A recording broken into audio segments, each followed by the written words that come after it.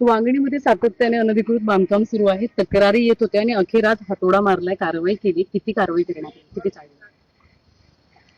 साधारणपणे वारंवार या तक्रारी प्राप्त होत होत्या. MRTP ऍक्ट 1966 नुसार बांधकाम परवानगी घेऊन त्याचा बांधकाम आराखडा मंजूर करून शासकीय पद्धतीने आणि नियमांच्या अधीन राहून हे सर्व बांधकामं व्हावीत याबद्दल आपण वारंवार सूचना केलेल्या होत्या. परंतु त्यामध्ये फार प्रमाणात वाढ होत असल्याचं निदर्शनास आलं होतं. अशाही तक्रारी होत्या की काही इलिगल ऍक्टिव्हिटीज करणारे जे नागरिक आहेत ते या चाळींमध्ये वास्तव्यास येत आहेत. या बाबतीमध्ये सर्वे करण्यात आला आणि आता प्राथमिक स्तरावरती 6 सर्वे नंबर्स वरती ही कार्यवाही करण्यात आलेली आहे. अंदाजे 100 ते 120 चाळींच्या खोल्यात त्यांचं अतिक्रमण निष्कासनाची कार्यवाही आज होते. त्यांना फेब्रुवारी आणि मार्च महिन्यामध्ये कायदेशीर नोटीस देण्यात आलेली होती आणि त्याचे खुलासे मागवण्यात आले होते.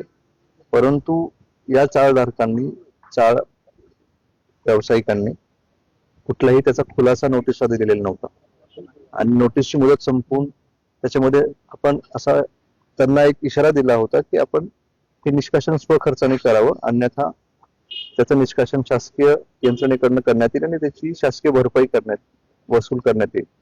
परंतु त्याला कुठलीही दाद न दिल्यामुळे नाविलाजाने आज प्रशासनाला ही कारवाई करावी लागली आहे. इथून पुढे वांगणी शहर आणि त्याचा जो परिसर आहे या सर्वच भागाचा इत्थंभूत सर्वे केले जाणार आहे. सर्वे करून त्यांना MRTP अंतर्गत नोटीसेस दिल्या जाणार आहेत आणि जी काही अनधिकृत बांधकामं असतील त्यांची निष्कासनाची कारवाई भविष्यात केली जाणार आहे. त्याच्यामुळे माझं तहसीलदार म्हणून सगळ्यांना आव्हान आहे की आपण कायदेशीररित्या अर्ज करावा, परिपूर्ण कागदपत्र सादर करावीत आणि बांधकाम परवानगी करून नंतरच आपल्या जागेचा विकास करावा. इथून पुढेही अनधिकृत बांधकाम करणाऱ्यांवरती अशीच कार्यवाही भविष्यातही केली जाईल, याची सर्वांनी नोंद घ्यावी. तर स्वातंत्र्य सैनिकांच्या जागेवर सुद्धा एकंदरीत बांधकाम या ठिकाणी करण्यात आले. तिथे कारवाई केली का किंवा यापुढे केली जाणार आहे? आज ज्या आपण जागेवरती उभे आहोत ही स्वातंत्र्य सैनिकांना नवीन शर्तीने वाटप जागा आहे आणि ती आपण फक्त कृषी या वापरासाठी दिलेली जागा होती. याच्यावरती आपण जसं बघतोय की आज चाळींचं निर्माण करणं चालू होतं, त्यामुळे आपण त्याच्यावरती कारवाई केलेली आहे. MRTP नुसार काही गुन्हे दाखल झाले का? यापुढे काही कारवाई होणार नाही? यापुढे गुन्हे दाखल होतील.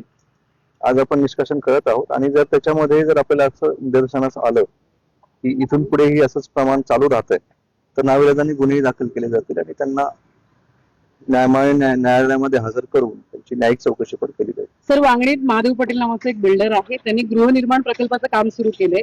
नैसर्गिक नाला आहे, त्या नाल्यालगतच त्यांनी भिंत बांधली आणि याबाबत शेतकऱ्यांनी आपल्याकडे लेखी तक्रार सुद्धा केली आहे. यामुळे पूर परिस्थिती निर्माण होण्याची सुद्धा शक्यता आहे. तर कारवाई होणार आहे का आपल्या माध्यमातून? त्यांना नोटीस दिली गेली आहे. नोटीसचा पिरियड संपल्यानंतर त्याच्या जो काही खुलासा प्राप्त होईल त्या खुलासाच्या अनुषंगाने शासकीय कारवाई केली जाईल.